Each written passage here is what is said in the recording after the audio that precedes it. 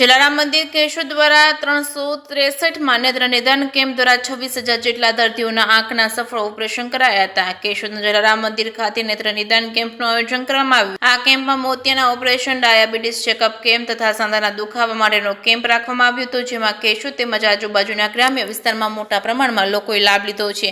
આ નિદાન કેમ્પની શરૂઆત ભોજન પ્રસાદના દાતા જમનભાઈ દેવાણી, પ્રફુલભાઈ દેવાણી, જલારામ મંદિરના ટ્રસ્ટી દિનેશભાઈ કાનાભાઈ, રમેશભાઈ રતનધારિયા, ડોક્ટર સ્નેહલ તન્ના, મોહનભાઈ ઘોડાસરા, હરીશભાઈ રામ, અશ્વિનભાઈ વણપરિયા, દક્ષાબેન મહેતા, હેમંતભાઈ તેમજ ડોક્ટર પારિતોષ પટેલ, લલિતભાઈ પૂજારી વગેરે દ્વારા મહેમાનો દ્વારા દીપ પ્રાગટ્ય કરીને કરવામાં આવી હતી। આ નેત્ર નિદાન કેમ્પમાં 225 જેટલા દર્દીઓને ડોક્ટર પારિતોષ પટેલ તથા ડોક્ટર શ્વેતા પટેલ દ્વારા તપાસી 58 દર્દીઓને મોતિયાના ઓપરેશન માટે રાજકોટની રણછોડદાસ હોસ્પિટલ ખાતે મોકલવામાં આવ્યા હતા। કેશોદના જલારામ મંદિર ખાતે યોજાયેલા 363માં નેત્ર નિદાન કેમ્પમાં દર્દીઓએ બોડી સંખ્યામાં લાભ લીધો હતો અને આ સેવા કાર્યમાં જલારામ મંદિરના લોકોને નવી દ્રષ્ટિ આપવામાં સહભાગી થયેલ છે।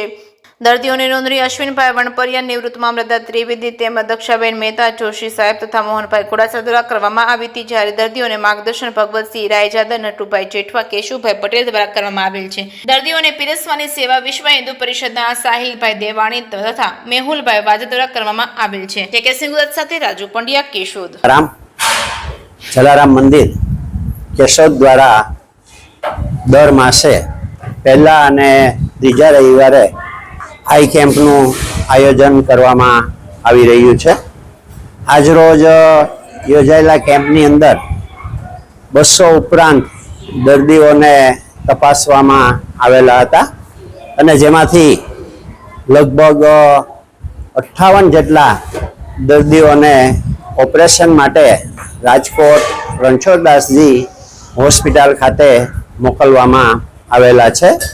અમારે અહીંયા જે કેમ્પ થાય છે એ કેમ્પની અંદર ભોજન પ્રસાદ તરીકે જુદા જુદા દાતાઓનો સાથ અને સહકાર મળી રહ્યો છે।